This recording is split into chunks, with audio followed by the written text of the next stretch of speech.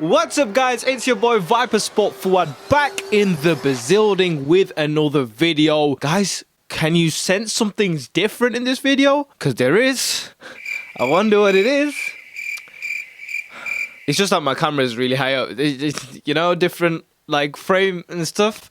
No? You didn't get it? Okay, never mind. My camera is quite high up today. I'm testing out different like angles and stuff. And so far, so good. So far, absolutely top-notch quality. We're loving it. But moving on, this video is the final transfer video of this window that's just slammed shut the other day. First and foremost, a big thank you to every single one of you who has supported my videos, because the transfer series were the first thing that really took off on the channel on TikTok as well. So I highly appreciate everyone supporting that content, watching it, sharing it, liking it, and commenting on it. Whatever you commented, whether you agreed with me or not, I appreciate everything. And we've got to this point through the transfer window, so I'm very appreciative. Let's keep growing. There's obviously more videos coming throughout. Inshallah, as you guys can already see, we're posting daily on the TikTok, we're posting on the YouTube as well, so keep up to date by subscribing. Just a quick one as well, I will be starting gaming videos next week. FIFA is here. I cannot wait. Career mode season starts on Monday. That is the first video that's being dropped.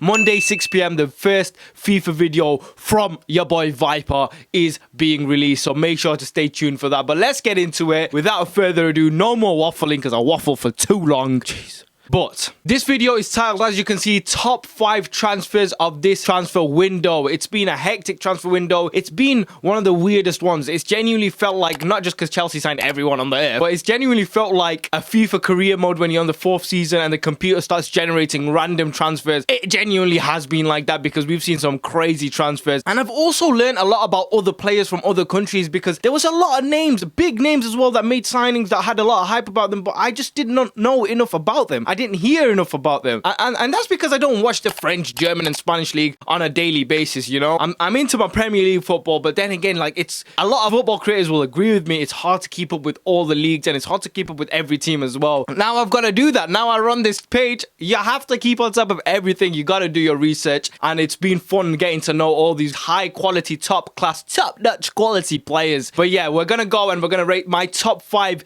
transfers of this season, of this window, and without further ado, let's get straight into it. At number 5, it was the big deadline day signing for Arsenal Football Club. It was Partey time.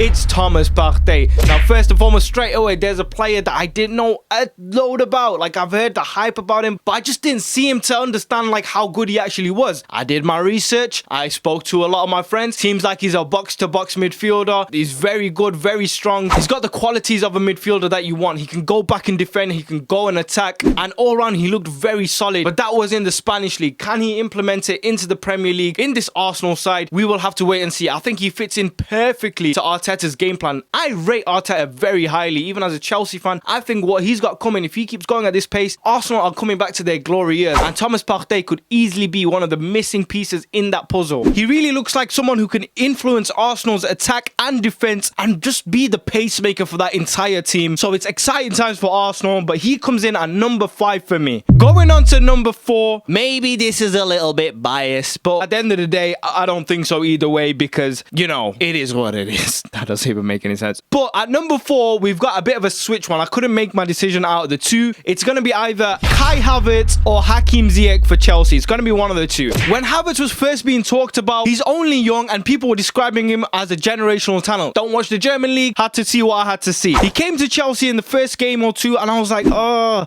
he looks like he won't be suited to the Premier League style of play. He just didn't have that energy. But then I also took into the fact that Frankie was playing him out of position, and you know, the kid has to adapt to the Premier League. Straight after those games, he showed in the few other games that what he was bringing to that side, that person as a number 10 who will be creating those attacking plays and changing up the dynamic of football we play. We always seem to go up and then bring it back down. It's like, don't really enjoy that type of football. I want to see more creativity around the middle and let's go forward. And I think that's exactly what we need in Kai Havertz Havertz as that number 10 to play that role, and we're seeing it slowly. So he could well be that guy, and he could well be one of the best players at the club. Hakim Ziyech, on the other hand, hasn't made his Premier League debut, but he was massively rated over at Ajax, and we got him for like 35 million, which is a bargain for a player that is really important to the Ajax side, that people always rate. He's a skillful player. We've seen his ability. He could well be a pacemaker for Chelsea, just like an Eden Hazard was, just like how Pulisic has impacted our team as of late. I think Ziyech could actually bring that as well, but who knows? We have to see how he performs in the Premier League. So Ziyech could be an honourable mention for 4th, but I think it's going to be Kai Havertz for now. In number 3 was one of my favourite signings of the season, and it was for my rival club, Tottenham Hotspur. Like, what the heck? But I am a massive fan of this player, Gareth Bale. Now, when Bale first hopped onto the scene and had that amazing season, even from an outsider, you could not help but fall in love with this style of football. This man would pick the ball up anywhere on the pitch and just smash it into the top bins. It was incredible. He was having the season of his life, and then he got his dream move to Real Madrid, where everything just went whoop, boom. Literally went up and then down. Won the Champions League, I don't know how many times, won the La Liga, and then, yeah, he just went downhill. He ended up enjoying golf more than he did playing for Real Madrid, which is incredible. Thinking about Real Madrid, one of the best clubs in history. Crazy. But he's back in the Premier League. I'm sure all Premier League fans wanted to see him in action because he is such a good player.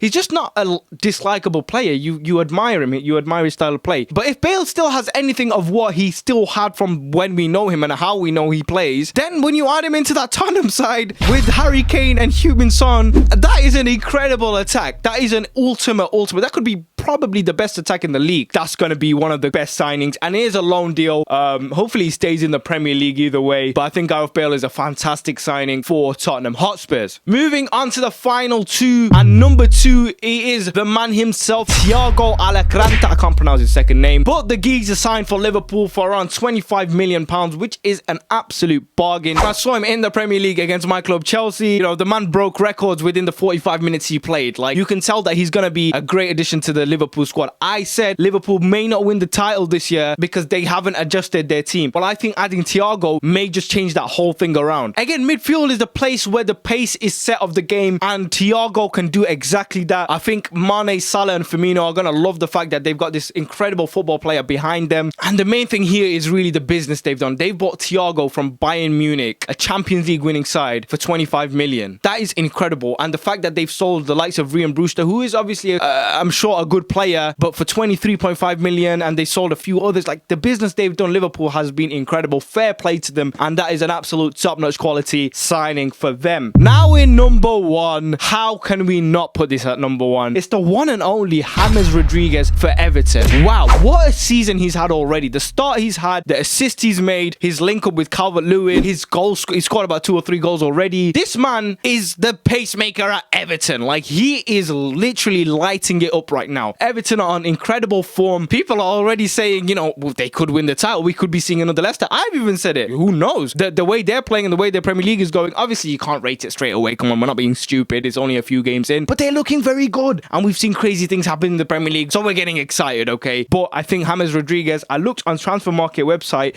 I thought they signed him for 30 million, but on the Transfer Market, it said they signed him for free. So if they've signed James Rodriguez for free, that is incredible. That is actually crazy. And obviously he has major experience playing under Carlo Ancelotti at 2 clubs. That was the main reason he came to Everton, because of Carlo Ancelotti. So you can understand that he's going to enjoy his time there. Carlo knows how to play him, where to play him, and they've got, I'm sure, a great relationship, which is going to impact how he plays on the football pitch. And it's just a proof in the pudding that we've seen so far. James Rodriguez has been the top-notch quality signing of the season, and I highly rate him. I'm glad to see him on top of his game once again. There's another player that you just can't dislike. He's a very likable player, and the way he plays is just fantastic. I just hope he doesn't score against Chelsea. But there you go. They are my top 5 signings of this transfer window. Let me know if you agree with me. If you don't, comment what you would change and why. Like I said, make sure to watch out for my FIFA video launching on Monday at 6 p.m. But yeah, other than that, guys, thank you for tuning in, and I will catch you guys shortly.